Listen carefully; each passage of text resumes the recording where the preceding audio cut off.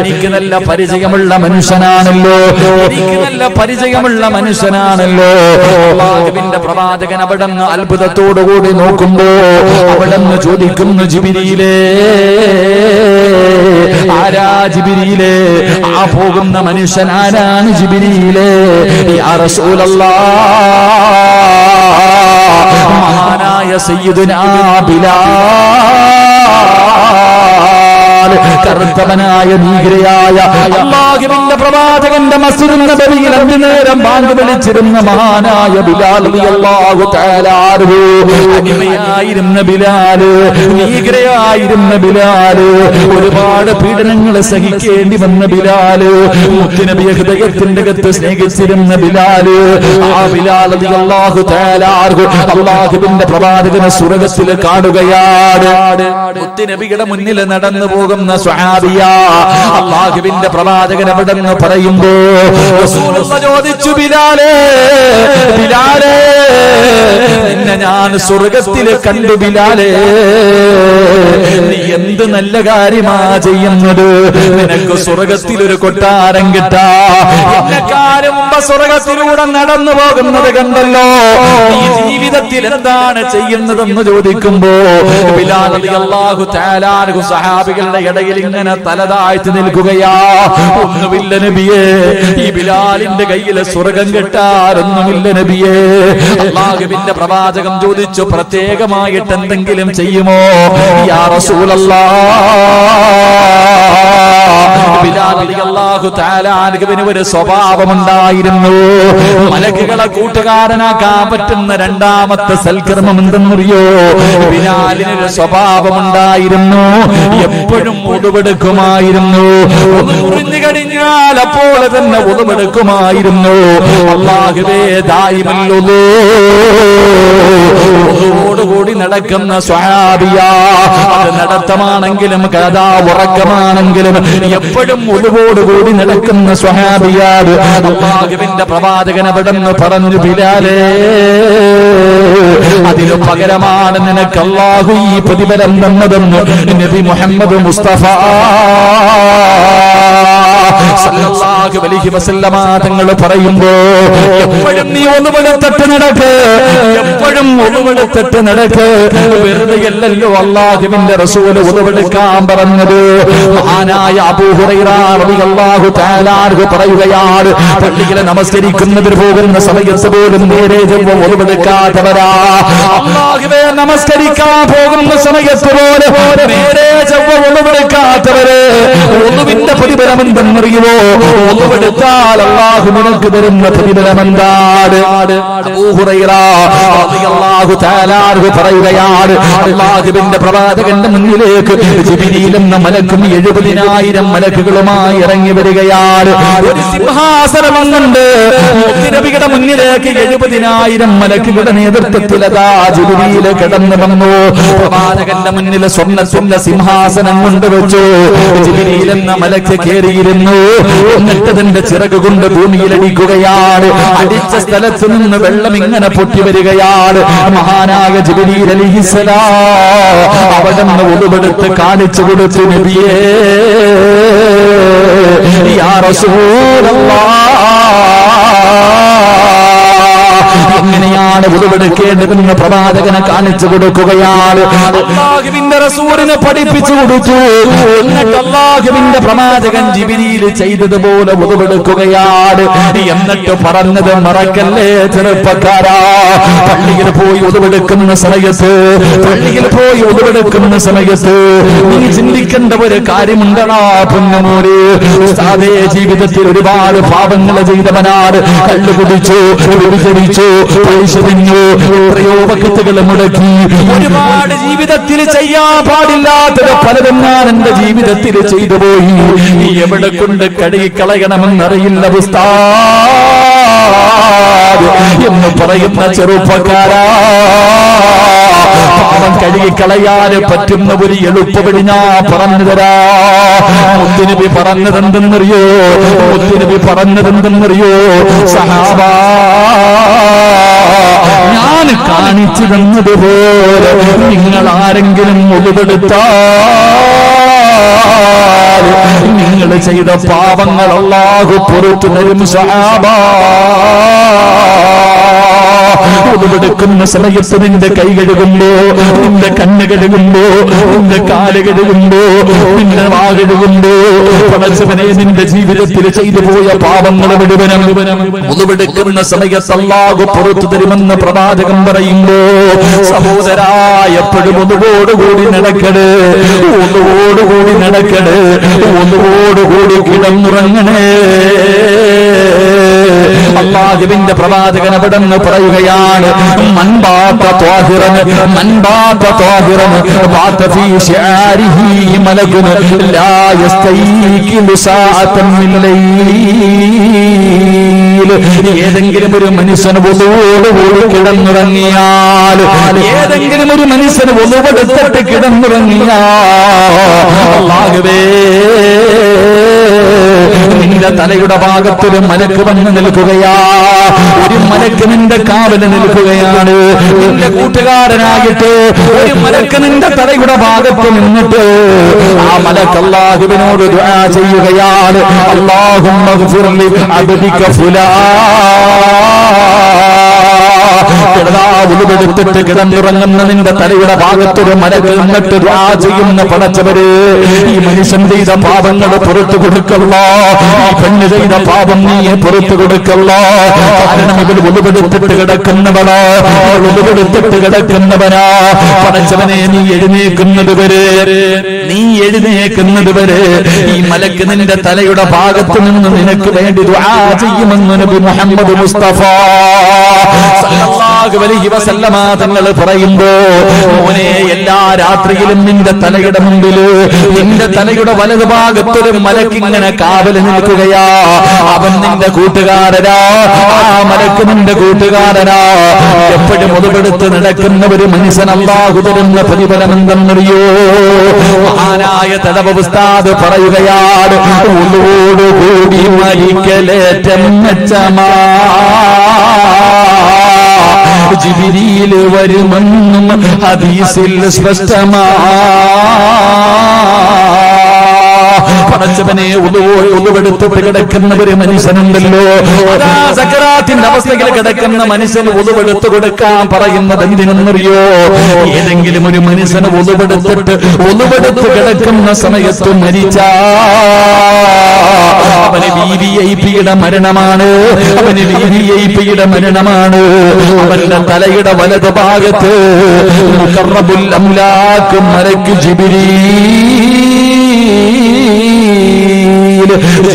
എന്ന മലക്കിനെ കണ്ടിട്ട് മരിക്കാവാപ്പാ. നീ സക്കറാത്തിന്റെ അവസ്ഥയിലെ മരണത്തോട് മല്ലടിക്കുന്ന സമയത്ത് നിന്നെ സമാധാനിപ്പിക്കാ, നിന്നെ സന്തോഷിപ്പിക്കാ ജിബ്രീൽ വരും മോനെ. അല്ലാഹുവിന്റെ പ്രവാചകൻ അവിടെന്ന് പറയുമ്പോ, എന്റെ പ്രിയമുള്ള സഹോദരാ, ഒന്നുകൂടി നടക്കുന്ന മനുഷ്യൻ നാളെ പടച്ചറപ്പിന്റെ പരലോകത്ത് വരുന്നത് എങ്ങനെയെന്നറിയോ? അവന്റെ മുഖം ഇങ്ങനെ പ്രകാശിക്കുകയാണ്.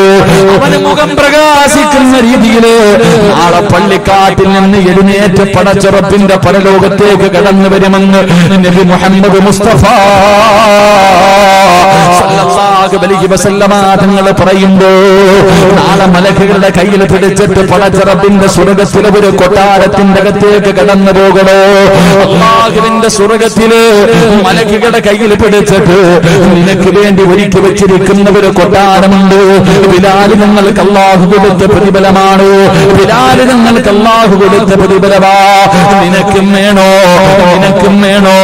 അല്ലാഹുവേ, ഏതെങ്കിലും ഒരു മനുഷ്യനുണ്ടല്ലോ, ഏതെങ്കിലും ഒരു മനുഷ്യനുണ്ടല്ലോ എപ്പോഴും ഉളൂ ചെയ്തുകൊണ്ട് നടക്കുന്ന മനുഷ്യന് മലക്കുകൾക്ക് വല്ലാത്ത ഇഷ്ടമാണെന്ന് നബി മുഹമ്മദ് മുസ്തഫ സല്ലല്ലാഹു അലൈഹി വസല്ലമ തങ്ങൾ പറയുമ്പോ, എന്റെ പ്രിയമുള്ളവരെ, മലക്കുകളെ കൂട്ടുകാരനാക്കാൻ പറ്റുന്ന മൂന്നാമത്തെ കാര്യം എന്തെന്നറിയോ? ഇതുകൂടെ പറഞ്ഞിട്ട് നമുക്ക് ദുആ ചെയ്തു പിരിയാ. ഇതുകൂടെ കൂടെ പറഞ്ഞിട്ട് നമുക്ക് ദുആ ചെയ്ത് പിരിയാ. മലക്കുകളെ കൂട്ടുകാരനാക്കണമെങ്കിൽ മൂന്നാമത്തെ കാര്യമെന്താ? മഹാനായ നബി മുഹമ്മദ് മുസ്തഫ സല്ലല്ലാഹു അലൈഹി വസല്ലമ തങ്ങളെ അല്ലാഹുവിന്റെ പ്രവാചകൻ അവിടെന്ന് പറയുകയാണ്. അല്ലാഹുവിന്റെ റസൂൽ ഒരു ദിവസം സുബഹി കഴിഞ്ഞിട്ട് പറഞ്ഞു, ആയിഷ, ഇന്നലെ ഞാൻ സ്വർഗ്ഗം കണ്ടു ആയിഷ. അല്ലാഹുവിന്റെ പ്രവാചകൻ എവിടെന്ന് പറയുകയാ, ഇന്നലെ ഞാൻ സ്വർഗ്ഗം കണ്ടു ആയിഷ. അല്ലാഹുവിന്റെ പ്രവാചകൻ അതാ സ്വർഗ്ഗത്തിലൂടെ നടന്നു പോകുമ്പോ സ്വർഗ്ഗത്തിന്റെ മധ്യഭാഗത്തൊരു കൊട്ടാരത്തിന്റെ അകത്തിരുന്നൊരു ചെറുപ്പക്കാരൻ ഖുർആൻ ഓതുകയാണ്. പറവകൾ പോലും പറന്നു വന്നിട്ടിരുന്ന് ഖുർആനിന്റെ മാസ്മരികമായ ശബ്ദം ഇങ്ങനെ കേൾക്കുകയാണ്. ഒരു ചെറുപ്പക്കാരൻ അല്ലാഹുവിന്റെ സ്വർഗ്ഗത്തിന്റെ മധ്യഭാഗത്തിരുന്ന് ഖുർആൻ ഓതിക്കൊണ്ടിരിക്കുകയാ. അല്ലാഹുവിന്റെ പ്രവാചകൻ ചോദിക്കുന്നു, ആരാ ജിബ്രീലേ? ഈ ഖുർആൻ ഓതുന്ന ചെറുപ്പക്കാരൻ ആരാ ജിബ്രീലേ? യാ റസൂലല്ലാഹ്, അല്ലാഹുവിന്റെ പ്രവാചകനോട് അവിടെ നിന്ന് പറഞ്ഞു കൊടുക്കുകയാ, ഹാരിസ് ഇബ്നു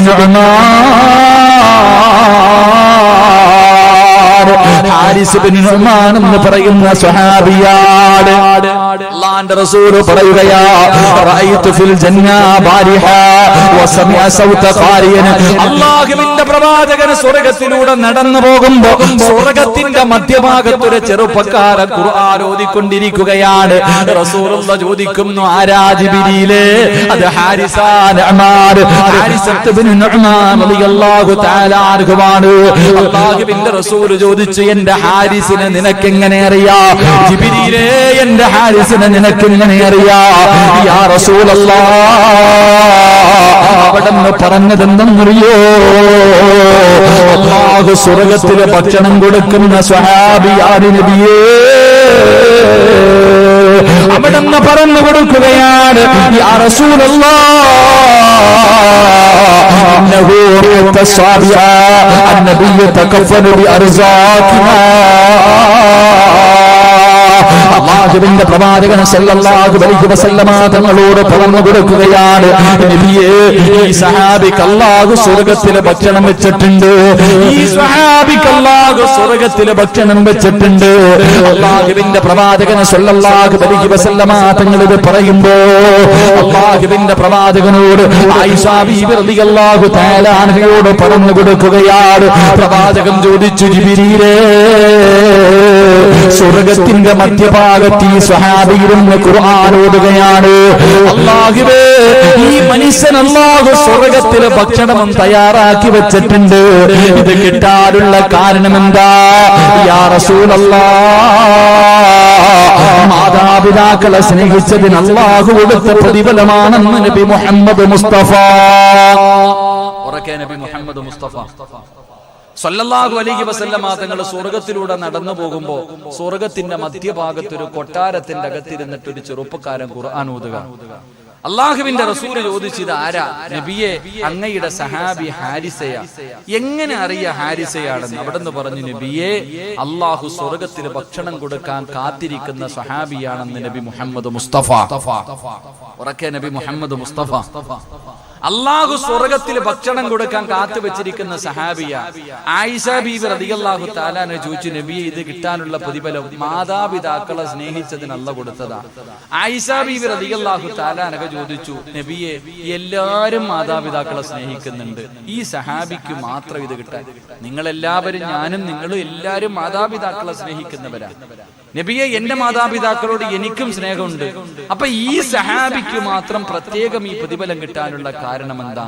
മുത്തുനബി പറഞ്ഞു കൊടുത്തു, ആ സഹാബിക്ക് 3 ഗുണങ്ങൾ ഉണ്ടായിരുന്നു എന്ന് നബി മുഹമ്മദ് മുസ്തഫ. ഉറക്കെ നബി മുഹമ്മദ് മുസ്തഫ.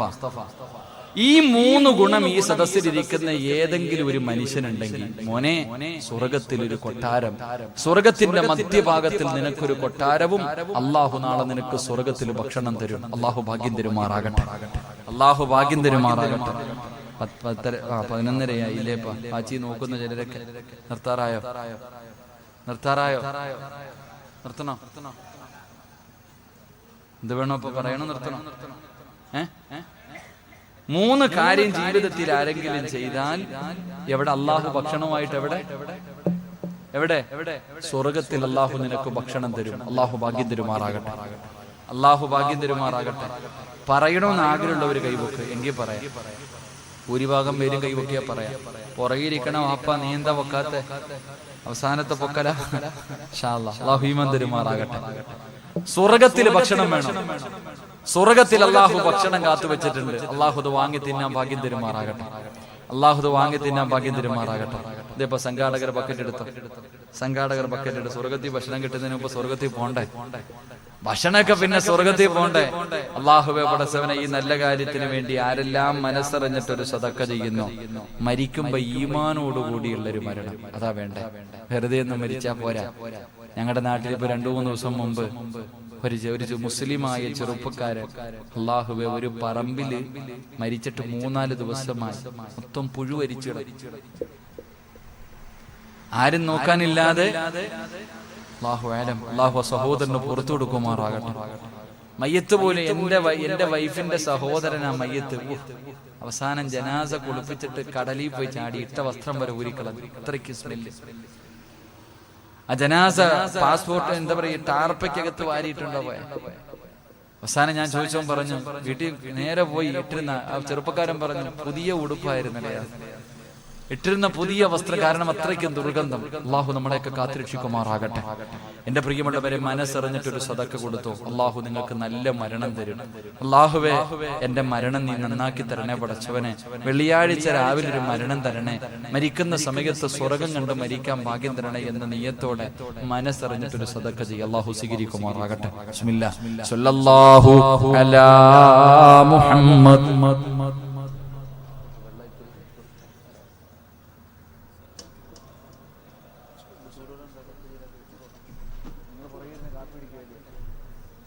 اللهم صل على محمد يا ربي صل عليه وسلم.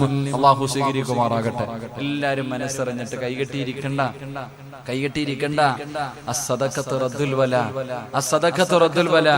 ഭക്ഷണം കഴിച്ചിട്ട് വരുന്ന സമയത്ത് ഒരു സഹോദരിയെ കണ്ടു, ചെറുപ്പക്കാരിയാ, കിഡ്നി പോയി.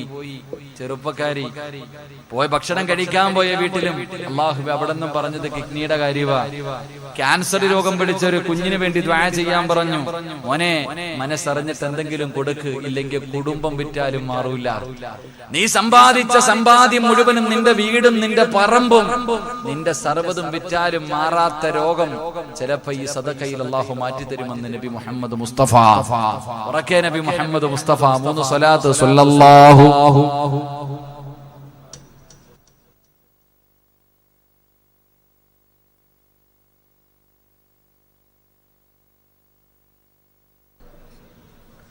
اللهم صل على محمد يا ربي صل عليه وسلم.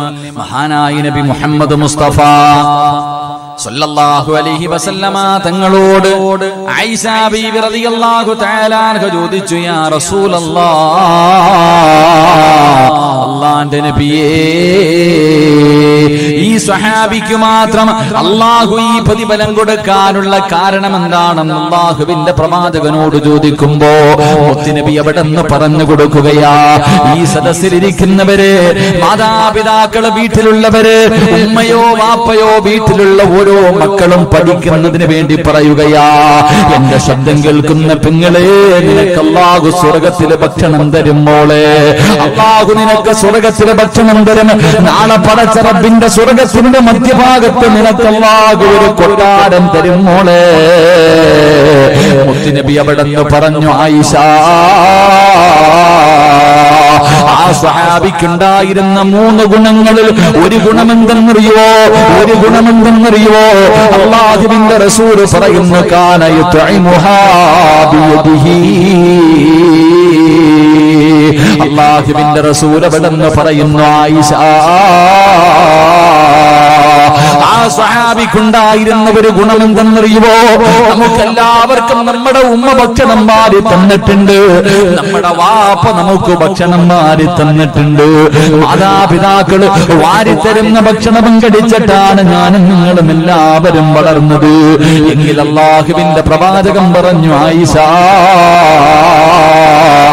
ആ സ്വഹാബിക്ക് അല്ലാഹു ഈ പ്രതിഫലം കൊടുക്കാനുള്ള കാരണം എന്തെന്നറിയുമോ? അല്ലാഹു ആ സ്വഹാബിക്ക് ആ പ്രതിഫലം കൊടുക്കാനുള്ള കാരണം എന്തെന്നറിയോ? സ്വന്തം ഉമ്മയ്ക്ക് ഭക്ഷണം വാരി കൊടുക്കുന്ന മോനായിരുന്നു എന്ന് നബി മുഹമ്മദ് മുസ്തഫ സല്ലല്ലാഹു അലൈഹി വസല്ലമ തങ്ങൾ പറയുമ്പോ, എന്റെ പ്രിയമുള്ളവരെ, ഈ സദസ്സിലിരിക്കുന്ന ആരാണ് തന്റെ ഉമ്മയ്ക്ക് ഭക്ഷണം വാരി കൊടുക്കുന്നത്? ഈ സദസ്സിലിരിക്കുന്ന മക്കൾ, ഞാനും നിങ്ങളും. അല്ലാഹുവേ, വീട്ടിൽ ഉമ്മയുണ്ട്, വാപ്പയുണ്ട്, അവര് നമുക്ക് എത്രയോ പ്രാവശ്യം ഭക്ഷണം വാരി തന്നിട്ടുണ്ട്. എങ്കിൽ ഈ സദസ്സിലിരിക്കുന്ന ഏത് മോനാണ് തന്റെ ഉമ്മയ്ക്കൊന്ന് ഭക്ഷണം വാരി കൊടുക്കുന്നത്? ഈ സദസ്സിലിരിക്കുന്ന ഏതു മകനാണ്? എന്റെ ശബ്ദം കേൾക്കുന്ന പെങ്ങള്, ജീവിതത്തിലെ ഈ ദിവസത്തിന്റെ ഈ സമയം വരെ നിന്റെ കൈ കൊണ്ട് നിന്റെ ഉമ്മയ്ക്ക് നീ ഒരുരുള ഭക്ഷണം വാരി കൊടുത്തിട്ടുണ്ടോ? സഹോദരി, ചെറുപ്പക്കാരാ, ചിന്തിക്കുമോനെ. പ്രായം പിടിച്ച, രോഗം പിടിച്ച പ്രായമായ ഉമ്മ നിന്റെ വീട്ടിലുണ്ടല്ലോ, നിന്റെ വാപ്പ നിന്റെ വീട്ടിലുണ്ടല്ലോ.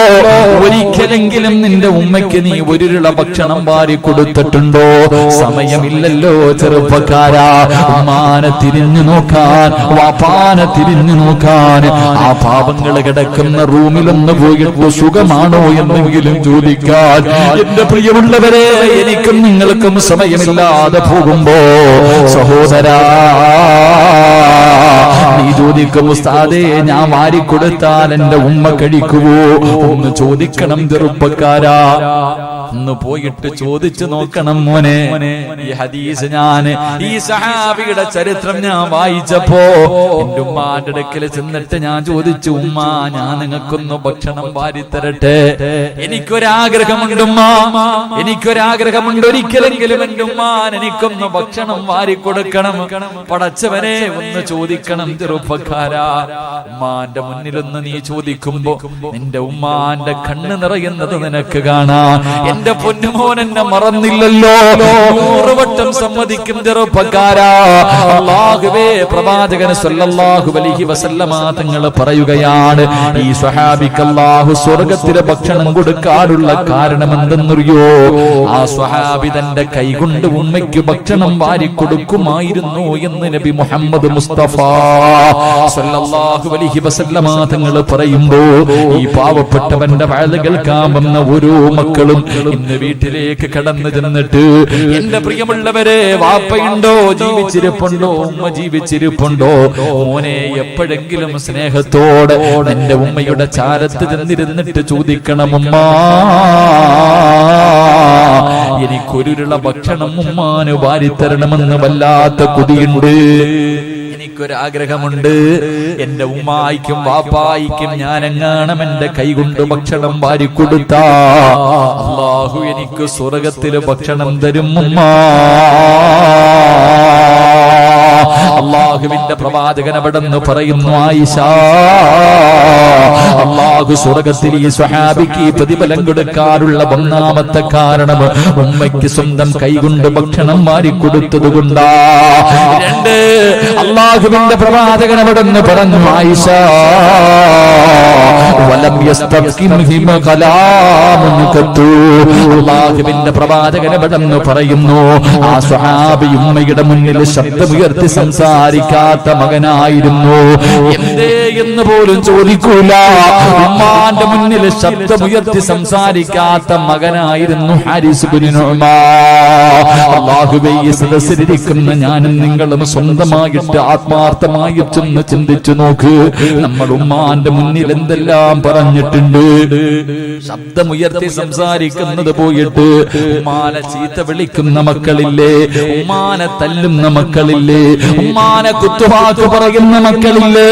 പടച്ചവനെ, നിനക്ക് ദുആ ചെയ്ത ചെയ്ത് ജോലി കിട്ടി പണമുണ്ടായി ഭാര്യയായി മക്കളായി വീടായി എല്ലാം നിനക്ക് നിന്റെ ഉമ്മയുടെയും വാപ്പയുടെയും ദുആ കൊണ്ട് എല്ലാം നിനക്ക് കിട്ടിയപ്പോ ഈ സദസ്സിലിരിക്കുന്ന ഓരോ മനുഷ്യനും ഈ സ്റ്റേജിലിരിക്കുന്നവർ അല്ലെങ്കിൽ പുറത്തിരിക്കുന്നവർ നിങ്ങളുടെ ഉമ്മയുടെയും വാപ്പയുടെയും ദുആ കൊണ്ടാണ് ഞാനും നിങ്ങളും എത്രയെത്തിയത് ഇല്ല എന്ന് പറയാൻ ഒരാൾക്കും ധൈര്യമില്ല.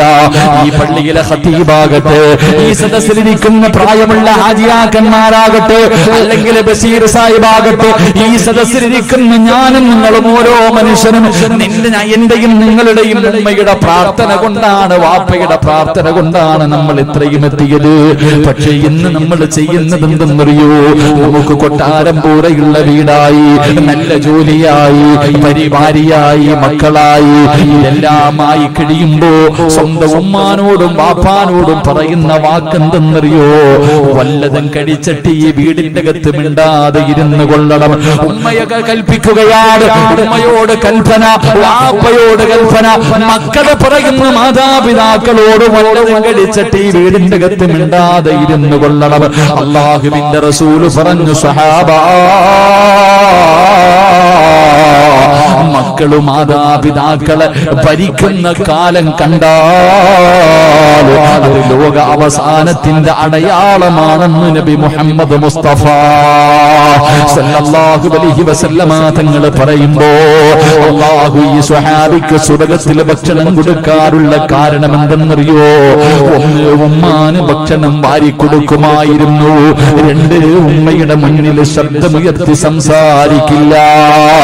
മൂന്ന്, അല്ലാഹുവിന്റെ പ്രവാചകൻ അവിടെന്ന് പറയുന്നു, മൂന്ന്, ഹത്താ കാന യസ്അലു മൻ ഇൻദഹാ ബഅദ അൻ യഖ്റുജ മാദാ ഖാലത്ത് ഉമ്മീ. തന്റെ ഉമ്മാനെ കാണാൻ ആരെങ്കിലും വീട്ടിലേക്ക് കടന്നു വന്നിട്ട്, തന്റെ ഉമ്മാനെ കാണാൻ ആരെങ്കിലും വീട്ടിലേക്ക് കടന്നു വന്നിട്ട് അവിടെ നിന്ന് മടങ്ങി പോകുമ്പോ ഇറങ്ങി ഓടുകയാണ്. ഉമ്മ കാണാതെ വീട്ടിൽ വന്ന് ഉമ്മയെ സിയാറത്ത് ചെയ്തിട്ട് ഉമ്മയെ സന്ദർശിച്ചിട്ട് പോകുന്നവരുടെ പുറകെ ഓടുകയാണ്. ഓടിച്ചെന്നിട്ട് കയ്യിൽ പിടിച്ചിട്ട് ചോദിക്കും, എന്റെ ഉമ്മ വല്ല പരാതിയും പറഞ്ഞോ? എന്റെ ഉമ്മ വല്ല പരാതിയും പറഞ്ഞോ? എന്റെ ഉമ്മാൻ എന്തെങ്കിലും ഇവിടെ കുറവുണ്ടോ? ഉമ്മാനോട് ചോദിക്കാനില്ല, ഉമ്മ എന്നോടൊന്നും പറയാറില്ല. എന്റെ ഉമ്മാന്റെ ആഗ്രഹമൊന്ന് സാധിച്ചു കൊടുക്കാരാ? എന്റെ ഉമ്മയ്ക്ക് എന്തെങ്കിലും ആവശ്യമുണ്ടെന്ന് പറഞ്ഞോ? വീട്ടിൽ വന്ന് ഉമ്മാനെ കണ്ടിട്ട് പോകുന്നവരോട് ഈ സ്വഹാബി ചെന്ന് ചോദിക്കുമായിരുന്നു എന്ന് നബി മുഹമ്മദ് മുസ്തഫ സല്ലല്ലാഹു അലൈഹി വസല്ലമ തങ്ങൾ പറയുമ്പോ, സ്വന്തം ഉമ്മ ഇന്നത് വേണമെന്ന് പറഞ്ഞാലും നമ്മളിൽ പല മക്കളും വാങ്ങിക്കൊടുക്കാത്തവരാ. അതുകൊണ്ട് എന്റെ പ്രിയമുള്ളവരോട് പറയുകയാ, അല്ലാഹുവിന്റെ പ്രവാചകൻ സല്ലല്ലാഹു അലൈഹി വസല്ലമ തങ്ങൾ അവിടെന്ന് പറഞ്ഞു, സ്വഹാബാ, ഈ സ്വഹാബിക്ക് അല്ലാഹു സ്വർഗ്ഗത്തിൽ ഭക്ഷണം കാത്തുവച്ചിരിക്കുന്നത് എന്തിനെന്നറിയോ? ഉമ്മാനെ സ്നേഹിച്ചതിനാ, വാപ്പാനെ സ്നേഹിച്ചതിനാ അല്ലാഹു ഈ പ്രതിഫലം കൊടുക്കുന്നതെന്ന് നബി മുഹമ്മദ് മുസ്തഫ സല്ലല്ലാഹു അലൈഹി വസല്ലമ തങ്ങൾ പറയുമ്പോ, എന്റെ പ്രിയമുള്ളവരെ, മാതാപിതാക്കളെ മറന്നു പോകല്ലേ, മാതാപിതാക്കളെ മറന്നു പോകല്ലേ. പെറ്റതള്ളയെ കണ്ണുനീര് കുടിപ്പിക്കുന്ന മക്കളാകരുത്. സ്വന്തം ഉമ്മയ്ക്ക് വീടിന്റെ മുന്നിൽ ഖബർ കുടിച്ചിടുന്ന മക്കളുടെ കാലവാ. എനിക്കൊന്നേ പറയാനുള്ളൂ, അല്ലാഹുവിന്റെ പ്രവാചകൻ അവിടെന്ന് പറയുകയാണ്, മാതാപിതാക്കളെ വേദനിപ്പിക്കുന്ന മക്കൾക്ക് അല്ലാഹുവേ ആയുസ് കുറവാണെന്ന് നബി മുഹമ്മദ് മുസ്തഫ സല്ലല്ലാഹു അലൈഹി വസല്ലമ തങ്ങൾ പറയുമ്പോ, മഹാനായ പ്രവാചകൻ അവിടെന്ന് പറയുകയാണ്, മലക്കുകളുടെ കൂട്ടുകാരനാകാൻ പറ്റുന്ന മൂന്നാമത്തെ വഴി എന്തെന്നറിയോ? തന്റെ ഉമ്മാനെയും ബാപ്പാനെയും സ്നേഹിക്കുന്ന മക്കൾക്ക് അല്ലാഹുവേ നാളെ മലക്കുകളുടെ കയ്യിൽ പിടിച്ചിട്ട് സ്വർഗ്ഗത്തിൽ പോകാൻ കഴിയുമെന്ന് നബി മുഹമ്മദ് മുസ്തഫ സല്ലല്ലാഹു അലൈഹി വസല്ലമ തങ്ങൾ പറയുമ്പോ, എന്റെ പ്രിയമുള്ള സഹോദരാ, നാലാമത്തെ കാര്യം എന്തെന്നറിയുമോ? മലക്കുകളുടെ കൂട്ടുകാരനാകാൻ പറ്റുന്ന നാലാമത്തെ കാര്യം എന്തെന്നറിയോ? മഹാനായ നബി മുഹമ്മദ് മുസ്തഫ സല്ലല്ലാഹു അലൈഹി വസല്ലമ തങ്ങളു അല്ലാഹുവിന്റെ പ്രവാചകൻ ഒരു ദിവസം തന്റെ സ്വഹാബികളോട് അല്ലാഹുവിന്റെ പ്രവാചകൻ അവിടെന്ന് പറഞ്ഞു, സ്വഹാബാ, മുഅ്തത്ത് യുദ്ധം നടക്കുന്നതിന്റെ തലേ ദിവസമുണ്ടല്ലോ, അതാ മുഅ്തത്ത് യുദ്ധത്തിന് വേണ്ടി സ്വഹാബാക്കളെ തെരഞ്ഞെടുക്കുകയാണ്. അല്ലാഹുവിന്റെ പ്രവാചകൻ സല്ലല്ലാഹു അലൈഹി വസല്ലമ തങ്ങളു മുഅ്തത്ത് യുദ്ധത്തിന് വേണ്ടി സ്വഹാബത്തിനെ തെരഞ്ഞെടുക്കുകയാണ്. അല്ലാഹുവിന്റെ പ്രവാചകൻ ഒരു സ്വഹാബികളെയും ഇങ്ങനെ പിടിച്ചു നിർത്തുകയാ. എന്റെ പ്രിയപ്പെട്ട അറൂസിലെ ചെറുപ്പക്കാരോട്, പൊന്നുമക്കള്, പാവപ്പെട്ട പെൺമക്കളുടെ വിവാഹത്തിന് വേണ്ടി കിടന്ന് രാപ്പകലുകൾ കഷ്ടപ്പെടുന്ന എന്റെ പ്രിയപ്പെട്ട ചെറുപ്പക്കാരോട്, പൊന്നുമോനെ, ഇതൊന്നും വെറുതെയാണെന്ന് നിനക്ക് തോന്നുന്നുണ്ടോ? അല്ലാഹു നിനക്ക് തരുന്ന പ്രതിഫലം എന്തെന്നറിയുമോ? അല്ലാഹു നിങ്ങൾക്ക് തരുന്ന പ്രതിഫലം എന്തെന്നറിയോ? മോനെ, ഏതെങ്കിലും ഒരു പാവപ്പെട്ട ഒരു പെൺകുട്ടിയുടെ ദുആ മതിയടാ നിന്റെ തലമുറകളെ പോലും രക്ഷപ്പെടാൻ. അല്ലാഹുവിന്റെ സ്വർഗ്ഗത്തിന്റെ അവകാശിയാകാൻ നിനക്കിത് കൊണ്ട് കഴിയും ചെറുപ്പക്കാരാ. ഇതിന്റെയൊക്കെ പ്രതിഫലം കണ്ടുകൊണ്ട് മരിക്കാൻ കഴിയും ചെറുപ്പക്കാരാ. അതുകൊണ്ട് എന്റെ അറൂസിലെ ചെറുപ്പക്കാരോട്, ഈ പള്ളിക്കരയിലും ഈ പരിസരത്തുമുള്ള എന്റെ പ്രിയപ്പെട്ട ചെറുപ്പക്കാരോട്, മോനെ, ഇതുപോലെയുള്ള നല്ല കാര്യങ്ങൾക്ക് കൂട്ടുനിൽക്കുന്നവനാകണം ചെറുപ്പക്കാരാ. അല്ലാഹുവിന്റെ പ്രവാചകൻ സല്ലല്ലാഹു അലൈഹി വസല്ലമ തങ്ങൾ അതാ മുഅ്തത്ത് യുദ്ധത്തിന്റെ തലേ ദിവസം ഓരോ സ്വഹാബികളെ യുദ്ധത്തിന് വേണ്ടി തെരഞ്ഞെടുക്കുകയാ. അല്ലാഹുവിന്റെ പ്രവാചകനതാ ഒരു ചെറുപ്പക്കാരൻ അടുത്തേക്ക് വിളിക്കുകയാണ്. മഹാനായ ജൗഫർ റളിയല്ലാഹു തആല അൻഹു. ജൗഫർ എന്ന് പറയുന്ന ഒരു ചെറുപ്പക്കാരനെ അല്ലാഹുവിന്റെ പ്രവാചകനെ വിളിച്ചു നിർത്തി. അതാ മുഅ്തത്ത് യുദ്ധത്തിന് വേണ്ടി തെരഞ്ഞെടുത്ത സ്വഹാബാക്കളിൽ 3 പേരെ അല്ലാഹുവിന്റെ പ്രവാചകൻ തന്റെ മുന്നിലേക്ക് പിടിച്ചു നിർത്തി. എന്നിട്ട് ഒന്നാമത്തെ സ്വഹാബിയോട് പറഞ്ഞു, ഹാരിസേ, നീയാണ് യുദ്ധം നയിക്കേണ്ടത്. ഈ മുസ്ലിമീങ്ങളുടെ നേതാവ് നീയാണ് ഒന്നാമത് യുദ്ധം നയിക്കേണ്ടത്. നിനക്കെന്തെങ്കിലും സംഭവിച്ചാൽ, അല്ലാഹുവിന്റെ പ്രവാചകൻ അവിടെന്ന് പറഞ്ഞു, ജൗഫറെ, നീയാണ് യുദ്ധം നയിക്കേണ്ടത്. ജൗഫറിന് എന്തെങ്കിലും സംഭവിച്ചാൽ അടുത്ത സ്വഹാബി ഏൽപ്പിക്കുകയാണ്. അതിന്റെ അർത്ഥം ഇവര് 3 പേരും മരിക്കുമെന്നാണ് അല്ലാഹുവിന്റെ പ്രവാചകൻ അവിടെന്ന് പറയുമ്പോ, അതാ ജൗഫർ എന്ന് പറയുന്ന ചെറുപ്പക്കാരനായ സ്വഹാബി ഉണ്ടല്ലോ, തന്റെ വീട്ടിലേക്ക് ഓടുകയാണ്. അല്ലാഹുവേ, 30 വയസ്സിന്റെ താഴെയായിരുന്നു പ്രായമെന്ന് ചരിത്രം പറയുകയാ. അല്ലാഹുവേ, ജൗഫർ റളിയല്ലാഹു തആല അൻഹു തന്റെ വീട്ടിലേക്ക് കടന്നു ചെന്നു. തന്റെ പ്രിയപ്പെട്ട ഭർത്താവ് ചിരിക്കുന്ന മുഖത്തോടെ തന്റെ വീട്ടിലേക്ക് കടന്നു വരുന്ന കാഴ്ച കാണുമ്പോ ഭാര്യയ്ക്ക് വല്ലാത്ത സന്തോഷമായി. അല്ലാഹുവേ, അസ്മാ റളിയല്ലാഹു തആല അൻഹു അവിടെന്ന് ചോദിച്ചു, എന്തേ ജൗഫറേ, എന്തേ വല്ലാത്ത സന്തോഷമെന്തേ? അവിടെന്ന് പറഞ്ഞു, അസ്മാ,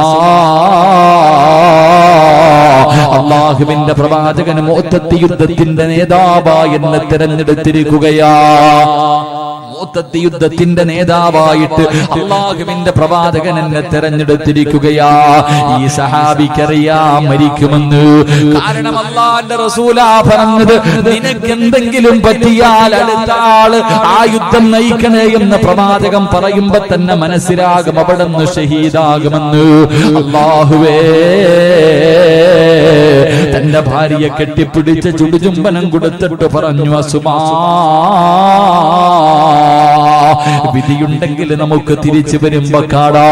അല്ലാഹു ആയുസ് തന്നാൽ ഈ യുദ്ധക്കളത്തിൽ നിന്ന് തിരിച്ചു വരാൻ അല്ലാഹു എനിക്ക് ഭാഗ്യം തന്നോ. നിന്റെ മുന്നിലേക്ക് ഞാൻ കടന്നു വരാം അസുമാ. ഇല്ലെങ്കിൽ നാളെ സ്വർഗത്തിന്റെ മുന്നിൽ ഞാൻ നിന്നെ കാത്തു നിൽക്കും അസുമാ. ജൗഫർ റളിയല്ലാഹു തആല അൻഹു അവിടെന്ന് പറഞ്ഞിട്ട് യുദ്ധത്തിന് കടന്നു പോവുകയാണ്. അല്ലാഹുവേ, ആ ചെറുപ്പക്കാരന്റെ ജനാസ അല്ലാഹുവേ ഫലസ്തീനിലേക്ക്, ഈജിപ്തിലേക്ക് കടന്നു ചെല്ലുമ്പോൾ ആ ചെറുപ്പക്കാരനായ സ്വഹാബിയുടെ ഖബറിന്റെ മുന്നിൽ ഈ ചരിത്രം ഇങ്ങനെ എഴുതി വെച്ചിട്ടുണ്ട്. എന്റെ പ്രിയമുള്ളവരെ, ഞാൻ ആ സ്വഹാബിയുടെ ജനാസ, ആ സ്വഹാബിയുടെ ഖബർ സിയാറത്ത് ചെയ്തവനാ. അല്ലാഹു സിയാറത്ത് ചെയ്യാൻ ഭാഗ്യം തരുമാറാകട്ടെ. എന്റെ പ്രിയമുള്ള സഹോദരങ്ങളെ, അള്ളാഹുവിന്റെ പ്രവാചകൻ മദീനത്താണ്. പ്രവാചകൻ ആ യുദ്ധത്തിന് പങ്കെടുത്തില്ല.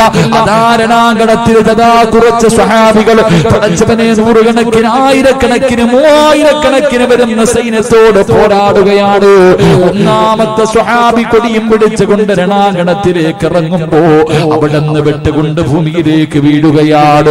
തന്റെ കയ്യിലിരിക്കുന്ന ഇസ്ലാമിന്റെ കൊടി താഴെ വീഴുമ്പോ മഹാനായ ജൗഫർ റളിയല്ലാഹു തആല അൻഹു 30 വയസ്സിന്റെ താഴെ മാത്രം പ്രായമുള്ള ചെറുപ്പക്കാരനായ ജൗഫർ ഉണ്ടല്ലോ, ഓടിച്ചെന്നിട്ട് ആ കൊടി തന്റെ കയ്യിലേക്ക് എടുക്കുകയാണ്.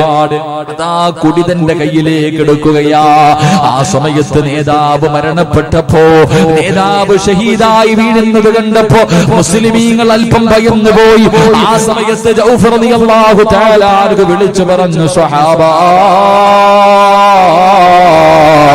സ്വർഗത്തിന്റെ പരിമളം അടിച്ചു വീശുന്നു സ്വഹാബാ.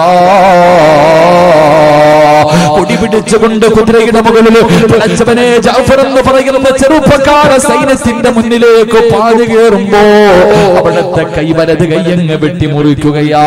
അവിടുത്തെ വലത് കൈയടാ കൈപ്പത്തിയതാ വെട്ടിമുറിക്കുകയാണ്. കൊടി താഴെ വീണു. ജഅഫർ എന്ന് പറയുന്ന ചെറുപ്പക്കാരൻ ഇടത് കൈ കൊണ്ടതാ അതാ കൊടി പിടിക്കുകയാണ്. ഇടത് കൈയും വെട്ടിമുറിച്ചു. അല്ലാഹുവേ, താഴെ വീണ കൊടിയതാ മുറിഞ്ഞ രണ്ട് കൈകൾ കൊണ്ട് ഇങ്ങനെ ചേർത്ത് പിടിച്ചിട്ട് തന്റെ നെഞ്ചിന്റെ ഭാഗത്തേക്ക് ചേർത്ത് പിടിക്കുമ്പോ അല്ലാഹുവേ, ശത്രുക്കള് 4 ഭാഗം ഇങ്ങനെ കടന്നു നിന്നിട്ട് 94 വെട്ടുണ്ടായിരുന്നു ചെറുപ്പക്കാരാ. ജൗഫർ റളിയല്ലാഹു തആല അൻഹുവിന്റെ ശരീരം മുഴുവനും വെട്ടിമുറിക്കുകയാണ്. അല്ലാഹുവിന്റെ പ്രവാചകന് മനസ്സിലായി. മദീനത്തിരിക്കുന്ന പ്രവാചകൻ അവിടുന്ന് പറഞ്ഞു, സ്വഹാബാ, സുബ്ഹി നമസ്കാരം കഴിഞ്ഞു. അല്ലാഹുവിന്റെ പ്രവാചകൻ മസ്ജിദുൻ നബവിയിൽ ഇരുന്നിട്ട് പറഞ്ഞു, സ്വഹാബാ, ജൗഫർ ഷഹീദായി സഹാബാ. വീട്ടിലറിയിക്കണമല്ലോ, ജൗഫറിന്റെ വീട്ടിൽ പോയി പറയണമല്ലോ. അല്ലാഹുവിന്റെ പ്രവാചകൻ ചോദിച്ചു, ആരാ പോയി പറയുന്നത്? ജൗഫർ റളിയല്ലാഹു തആല അൻഹുവിന്റെ വീട്ടില് ആരാ ചെന്നിട്ട് മരണപ്പെട്ട കാര്യം പറയണമല്ലോ? ആരാ പറയാ തയ്യാറെന്ന് ചോദിക്കുമ്പോ അല്ലാഹുവിന്റെ റസൂലിന്റെ മുന്നിൽ ഇരുന്നിട്ട് സ്വഹാബാക്കൾ മുഴുവനും തലതാഴ്ത്തി നിൽക്കുകയാ. എല്ലാവരും തലതാഴ്ത്തി നിൽക്കുന്നു. ഒരാൾക്ക് പോലും പോയി പറയാനുള്ള ധൈര്യമില്ല. ഒരാൾക്ക് പോലും പോകാൻ ധൈര്യമില്ല. അല്ലാഹുവിന്റെ റസൂൽ ചോദിച്ചു, എന്തേ നിങ്ങൾ ആർക്കും ധൈര്യമില്ലാത്തതെന്തേ? യാ റസൂലല്ലാഹ്, ഞങ്ങൾക്ക് പോയി പറയാ ധൈര്യമില്ല നബിയേ. അതിന്റെ കാരണം എന്തെന്നറിയോ? അസ്മാ റളിയല്ലാഹു തആല അൻഹുവിന് 19 വയസ്സാണ് ചെറുപ്പക്കാരാ. ജൗഫർ തങ്ങളുടെ ഭാര്യയുടെ പ്രായം എത്രയെന്നറിയോ? 19 വയസ്സാണുള്ളത്. 3 ആമക്കളാണുള്ളത്. 3 പേരും 10 വയസ്സിന്റെ താഴെ പ്രായമുള്ള, 10 വയസ്സിന്റെ താഴെ മാത്രം പ്രായമുള്ള 3 ആമക്കള്. 19 വയസ്സുള്ള ഒരു പെണ്ണ്. ഈ പെണ്ണിന്റെ മുന്നിൽ, ഈ 3 മക്കളുടെ മുന്നിൽ പോയിട്ട് നിന്റെ വാപ്പ ഷഹീദായെന്ന് പറയാ. ആ 19 വയസ്സുള്ള പെണ്ണിന്റെ മുന്നിൽ പോയിട്ട് നിന്റെ ഭർത്താവ് അതാ മൂത്തത്തിന്റെ രണാകണത്തിൽ 94 വെട്ടുകൊണ്ട് ഷഹീദായെന്ന് പറയാ. ഞങ്ങൾക്ക് ആർക്കും ധൈര്യമില്ല നബിയേ. എല്ലാവരും ഇരുന്ന് കരയുകയാണ്. അല്ലാഹുവിന്റെ പ്രവാചകൻ അവിടെന്ന് പറഞ്ഞു, സഹാബാ, എങ്കിലും നമുക്ക് ഒരുമിച്ച് പോയി പറയാ സഹാബാ, നമുക്ക് ഒരുമിച്ച് പോയി പറയാ സഹാബാ. അല്ലാഹുവിന്റെ പ്രവാചകൻ സല്ലല്ലാഹു അലൈഹി വസല്ലമ തങ്ങളും സഹാബത്തും അവിടെന്ന് കടന്നു പോവുകയാണ്. അവിടെന്ന് കടന്നു പോവുകയാണ്. മഹാനായ ജൗഫർ റളിയല്ലാഹു തആല അൻഹുവിന്റെ വീട്ടിലേക്ക് കടന്നു പോകുമ്പോ അവിടെ നടക്കുന്ന സംഭവം എന്നറിയോ? യുദ്ധം കഴിഞ്ഞ് നാളെ സ്വഹാബികൾ തിരിച്ചു തിരിച്ചു വരികയാണെന്ന് അസ്മാ റളിയല്ലാഹു തആല ജനങ്ങൾ പറയുന്നത് കേട്ടിട്ടറിഞ്ഞിരിക്കുകയാ. 3 മക്കളെയും രാവിലെ വിളിച്ചുണർത്തിയിട്ട് കുളിപ്പിച്ചു പുതുവസ്ത്രവും ധരിച്ച് നിർത്തിയിരിക്കുകയാണ്. വാപ്പ യുദ്ധം ജയിച്ചിട്ട് വരുമ്പോ കാണാ 3 മക്കളും പുതുവസ്ത്രങ്ങൾ ധരിച്ചിട്ട് കാത്തു നിൽക്കുകയാണ്. പ്രിയപ്പെട്ട ഭർത്താവിന് കടിക്കുന്നതിന് വേണ്ടി 19 വയസ്സുള്ള ഭാര്യ ഭക്ഷണം ഉണ്ടാക്കിക്കൊണ്ടിരിക്കുകയാ. അല്ലാഹുവേ, ആ സമയത്താണ് അല്ലാഹുവിന്റെ പ്രവാചകനും സഹാബികളും നടന്നു വരുന്നത്. മുത്തുനബിയും സഹാബികളും നടന്നു വരുന്നത് മഹാനായ ജൗഫർ റളിയല്ലാഹു തആല അൻഹുവിന്റെ മക്കളങ്ങ് കാണുമ്പോ സുബ്ഹാനല്ലാഹ്, മുത്തുനബിയെ സ്നേഹിക്കുന്ന മക്കളാണല്ലോ. 10 വയസ്സിന്റെ താഴെ മാത്രം പ്രായമുള്ള 3 മക്കളും മുത്തുനബിയെ കാണുമ്പോ ഇറങ്ങി ഓടുകയാണ്. അല്ലാഹുവിന്റെ പ്രവാചകന്റെ മുന്നിലേക്ക് ഓടിച്ചെന്നു. റസൂലുള്ള 3 മക്കളെയും ഇങ്ങനെ കെട്ടിപ്പിടിക്കുകയാണ്. അല്ലാഹുവിന്റെ പ്രവാചകൻ ജൗഫർ റളിയല്ലാഹു തആല അൻഹുവിന്റെ 3 മക്കളെയും ഇങ്ങനെ കെട്ടിപ്പിടിച്ചു. ഭാര്യയുടെ കയ്യിൽ ഏൽപ്പിച്ചിട്ട് വിദേശത്ത് പോകുന്ന ചെറുപ്പക്കാരാ, മക്കളെ കയ്യിൽ ഏൽപ്പിച്ചിട്ട് വിദേശത്ത് പോകുന്ന ചെറുപ്പക്കാരാ, മഹാനായ ജൗഫറിന്റെ 3 മക്കളും അല്ലാഹുവിന്റെ റസൂലിന്റെ മുന്നിലേക്ക് കടന്നു വന്നു. മുത്തുനബി 3 മക്കളെയും ഇങ്ങനെ കെട്ടിപ്പിടിക്കുകയാണ്. അല്ലാഹുവിന്റെ റസൂലിന്റെ കണ്ണ് നിറഞ്ഞു. അല്ലാഹുവേ, 3 മക്കളും റസൂലുള്ളാഹിന്റെ പുറകിലേക്ക് തിരിഞ്ഞു നോക്കുകയാണ്. കാരണം മുത്തുനബിയുടെ പുറകിൽ എപ്പോഴും ജൗഫർ, അല്ലാഹുവേ, ഞങ്ങളുടെ പിതാവ് നബിയുടെ പുറകിൽ എപ്പോഴും ഉണ്ടാകും. 3 മക്കളും റസൂലുള്ളാഹിന്റെ പുറകിലേക്ക് തിരിഞ്ഞു നോക്കുമ്പോ തന്റെ വാപ്പയെ കാണാതെ വന്നപ്പോ അല്ലാഹുവിന്റെ പ്രവാചകൻ 3 മക്കളെയും ഇങ്ങനെ കെട്ടിപ്പിടിക്കുകയാണ്. അവരുടെ തലയിൽ ഇങ്ങനെ ചുംബിച്ചിട്ട് കൂടെ വന്ന സ്വഹാബികളോട് പറഞ്ഞു, സ്വഹാബാ, ജൗഫറിന്റെ മക്കളെ ചുംബിക്കൂ സഹാബാ. യതീമീങ്ങളെ പരിഗണിക്കാത്തവര്, യതീമീങ്ങളെ തിരിഞ്ഞു നോക്കാത്തവര്, യതീമീങ്ങളെ കണ്ടെന്ന് നടിക്കാത്തവര്, പട്ടിണി കിടന്നാൽ തിരിഞ്ഞു നോക്കാത്ത മനുഷ്യരുടെ കാലമാണല്ലോ. മുത്തുനബി പറഞ്ഞു, സഹാബാ, ജൗഫറിന്റെ മക്കളെ ചുംബിക്കു സഹാബാ. 19 വയസ്സുള്ള അസ്മാ റളിയല്ലാഹു തആല അൻഹു ഈ കാഴ്ച ഇങ്ങനെ കാണുമ്പോൾ അല്ലാഹുവിന്റെ റസൂല് തന്റെ പൊന്നാര മക്കളെ കെട്ടിപ്പിടിച്ച് ചുംബിച്ചിട്ട് സഹാബികളോട് ചുംബിക്കാൻ പറയുന്നത് കാണുമ്പോ ആ 19 വയസ്സുകാരിക്ക് മനസ്സിലായി തന്റെ ഭർത്താവ് പോയെന്ന്. അല്ലാഹുവിന്റെ പ്രവാചകൻ അവിടുന്ന് വിളിച്ചു പറഞ്ഞു, അസ്മാ, റഅയ്തു ജൗഫറ മലകൈനി മഅൽ മലായിക. അല്ലാഹുവിന്റെ റസൂല് പറയുന്നു, അസ്മാ, നിന്റെ ജൗഫർ സ്വർഗ്ഗത്തിലൂടെ മലക്കുകളുടെ കൂടെ പറക്കുന്നത് ഞാൻ കണ്ടു. അസ്മാ, എന്റെ പ്രിയപ്പെട്ട പെങ്ങളെ, ഭർത്താവിന്റെ മരണവാർത്ത പറയാമെന്ന മുത്തുനബിയോട് ആ 19 വയസ്സുകാരി ചോദിച്ചതെന്തെന്നറിയോ? എന്റെ പ്രിയപ്പെട്ട പെങ്ങന്മാരെ, സർവ്വതും മറന്ന് ദുനിയാവിന്റെ തുലിക്ക് മുകളിലൂടെ അഹങ്കാരികളെ പോലെ, ധിക്കാരികളെ പോലെ മതിമറന്ന് നടക്കുന്ന എന്റെ പ്രിയപ്പെട്ട ഉമ്മമാരെ, ഭർത്താവ് മരിച്ചെന്ന് പറയാ വീട്ടിലേക്ക് കടന്നു വന്ന മുത്തുനബിയോട് ആ 19 വയസ്സുകാര് ചോദിച്ചത് എന്തെന്നറിയോ? യാ റസൂലല്ലാഹ്, അല്ലാഹുവിന്റെ നബിയേ, എന്റെ ജൗഫർ നോമ്പുകാരനായിട്ടാണോ മരിച്ചത്? അല്ലാഹുവിന്റെ പ്രവാചകനോട് അസ്മാ എന്ന് പറയുന്ന 19 വയസ്സുള്ള ജൗഫർ തങ്ങളുടെ ഭാര്യ ചോദിച്ചത് എന്തെന്നറിയോ? എന്റെ ജൗഫർ മരിച്ചത് നോമ്പുകാരനായിട്ടാണോ? എന്റെ ജൗഫർ മരിച്ചത് നോമ്പുകാരനായിട്ടാണോ? എന്റെ അസ്മാ ചോദിച്ചത്, എന്റെ അസ്മാ ചോദിച്ചത്, യാ റസൂലല്ലാഹ്, അല്ലാഹുവിന്റെ നബിയേ, എപ്പോഴും മണിയറയ്ക്കകത്ത് കിടക്കുമ്പോൾ എന്റെ മടിത്തട്ടിൽ കിടന്നിട്ട് ജൗഫർ റളിയല്ലാഹു തആല അൻഹു പറയുമായിരുന്നു, അസ്മാ, എനിക്കൊരാഗ്രഹമുണ്ട്, അസ്മാ, എനിക്കൊരാഗ്രഹമുണ്ട്. എന്റെ ആഗ്രഹം എന്നറിയോ? എനിക്ക് നാളെ പടച്ച റബ്ബിന്റെ മുന്നിലിരുന്ന് നോമ്പ് തുറക്കണം അസ്മാ. എനിക്ക് നോമ്പ് തുറക്കണം, എനിക്ക് നോമ്പുകാരനായി മരിക്കണം, എന്നിട്ട് നാളെ പടച്ച റബ്ബിന്റെ മുന്നിൽ ഇരുന്നിട്ട് എനിക്ക് നോമ്പ് തുറക്കാൻ ആഗ്രഹമുണ്ട്. 19 വയസ്സുള്ള അസ്മ എന്ന് പറയുന്ന പെണ്ണ് ചോദിക്കുകയാ, യാ റസൂലല്ലാഹ്, അല്ലാഹുവിന്റെ നബിയേ, എന്റെ ജൗഫർ നോമ്പുകാരനായിട്ടാണോ മരിച്ചത്?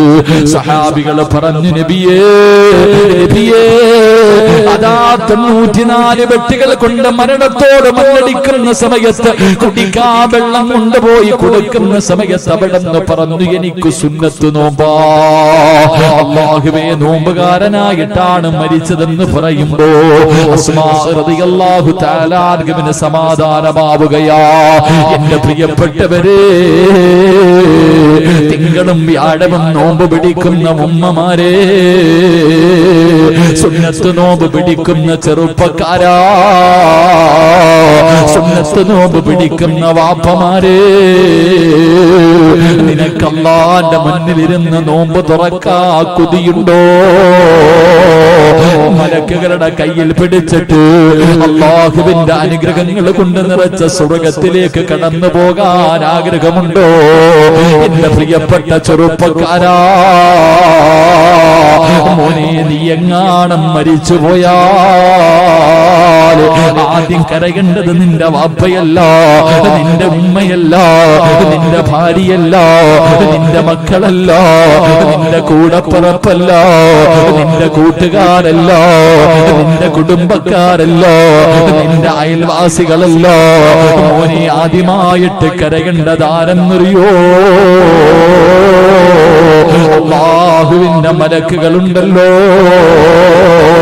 പടച്ചവനെ, മലക്കുകളെ കരയിപ്പിക്കുന്നവനാകണം ചെറുപ്പക്കാരാ. മോനെ, ലോകത്ത് നിന്ന് യാത്ര പറയുന്ന അവസാന സമയമുണ്ടല്ലോ. പടച്ച റബ്ബേ, മലക്കുകൾ ഇങ്ങനെ ഇറങ്ങി വരികയാണ്. മലക്കുകളെ കൂട്ടുകാരാക്കി തെരഞ്ഞെടുക്കുന്ന ചെറുപ്പക്കാരാ, മലക്കുകളെ കൂട്ടുകാരാക്കുന്ന പെങ്ങള്, മലക്കുൽ മൗത്തിനെ കണ്ടുമുട്ടുന്ന ഒരു സമയമുണ്ടല്ലോ. എപ്പോഴാണെന്നറിയില്ല, എവിടെ വെച്ചാണെന്നറിയില്ല, ഏത് രീതിയിലാണെന്നറിയില്ല. പടച്ചവനെ, എപ്പോ എവിടെ വെച്ച് കണ്ടാൽ മലക്കുൽ മൗത്തും തന്റെ അനുയായികളും കടന്നു വന്നിട്ട് നിന്നെ വിളിച്ചു കൊണ്ടുപോകുന്ന ആ അവസാന സമയമുണ്ടല്ലോ. മരണവേദന സഹിക്കാൻ കഴിയാതെ കടന്നു പിടയുന്ന സമയമുണ്ടല്ലോ. അല്ലാഹുവേ, നിന്റെ വീട്ടുകാർ മുഴുവനും ആഗ്രഹിക്കുകയാണ്. കാരണം കിടന്ന് കിടപ്പിൽ കിടന്ന് മലമൂത്ര വിസർജനം നടത്തുന്ന വാപ്പയാ. അല്ലാഹുവേ, മക്കള് ദുആ ചെയ്യുന്നു, നാഥാ, നോക്കി നോക്കി മടുത്തുറപ്പേ, ഒന്ന് മരിച്ചാ മതിയായിരുന്നു അല്ലാ. മക്കള് വാപ്പ മരിക്കുന്നതിന് വേണ്ടി ആഗ്രഹിക്കുന്ന കാലവാ. പള്ളിയിലെ ഉസ്താദിനോട് പറയും, എന്റെ വാപ്പ കിടക്കുന്ന കിടപ്പിലാണ് ഉസ്താദ്, കണ്ടിട്ട് സങ്കടം തോന്നുന്ന ഉസ്താദ്, ഒന്ന് മരിക്കാൻ വേണ്ടി ദുആ ചെയ്യൂ എന്ന് മക്കള് പറയുന്ന കാലമാണ്. എന്റെ പ്രിയമുള്ളവരെ, എല്ലാവരും മരണം കൊതിച്ചിട്ട് നിന്റെ മയ്യത്തിന്റെ ചാരത്തിങ്ങനെ നിന്റെ വീടിന്റെ പരിസരത്തിങ്ങനെ ഒരുമിച്ച് നിൽക്കുമ്പോ എങ്ങനെയെങ്കിലും പെട്ടെന്നൊന്ന് മരിക്കുന്നതിന് വേണ്ടി അല്ലാഹുവേ, രോഗം പിടിച്ച് കിടക്കുന്ന മനുഷ്യന്റെ ചാരത്തിരുന്ന് ഷഹാദത്ത് കലിമ പറഞ്ഞു കൊടുക്കുന്ന കാലമല്ലേ എന്റെ പ്രിയമുള്ള സഹോദരാ. വീട്ടിൽ കൊണ്ടിട്ടാ നാട് മുഴുവനും പറഞ്ഞു പരത്തും സക്കറാത്തിന്റെ അവസ്ഥയിലാ. കാണേണ്ടവർ മുഴുവനും പോയി കണ്ടു എന്ന് ഒരു പ്രദർശന വസ്തു പോലെ പാവപ്പെട്ട വാപ്പയെ കടത്തുന്ന കാലമല്ലേ എന്റെ പ്രിയമുള്ള സഹോദരാ. മലക്കുകളെ സ്നേഹിച്ചാൽ, മലക്കുകളെ കൂട്ടുകാരാക്കിയാൽ, നിന്റെ വലതുഭാഗത്ത് മലക്കുകൾ വന്നിരുന്നിട്ട് പറയുകയാ, ലാ ഇലാഹ ഇല്ലല്ലാഹ്. മലക്കുകൾ നിനക്ക് ഷഹാദത്ത് കലിമ പറഞ്ഞു തരികയാണ്. പേടിക്കണ്ട ഉമ്മ, പേടിക്കണ്ട ചെറുപ്പക്കാരാ, ദുനിയാവിനെ വലിച്ചെറിഞ്ഞവന്, മോനെ എപ്പോഴും മുറിവെടുക്കുന്നവന്, മോനെ അല്ലാഹുവേ പടച്ചവനെ മാതാപിതാക്കൾക്ക് ഖിദ്മത്ത് ചെയ്യുന്നവര്, മോനെ നീ മരിക്കുന്ന സമയത്ത് സുന്നത്ത് നോമ്പുകൾ പിടിക്കുന്ന പെങ്ങള്, നീ സക്കറാത്തിന്റെ അവസ്ഥയിൽ മരണത്തോട് മല്ലടിച്ചു കൊണ്ടിരിക്കുന്ന സമയത്ത് നിന്റെ ഭാഗത്ത് മലക്കുകൾ വന്നിരുന്നിട്ട് പറയുകയാ, ഞാൻ നിന്റെ ദുനിയാവിലെയും ആഖിറത്തിലെയും കൂട്ടുകാരനാണ്, നിന്നെ സ്വർഗത്തിൽ കൊണ്ടുപോയിട്ടേ ഞാൻ നിന്നെ കൈയൊഴിയുകയുള്ളൂ, അതുകൊണ്ട് പറലാ ഇലാഹ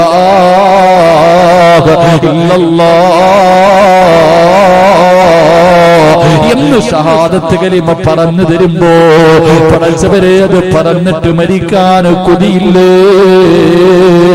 മരണവേദന സഹിക്കാൻ കഴിയാതെ ഞാനും നിങ്ങളും കിടന്ന് പിടയുന്ന സമയത്ത് മലക്കു പറഞ്ഞു തരികയാണ്, എന്തിനാ നീ ഭയപ്പെടുന്നത്?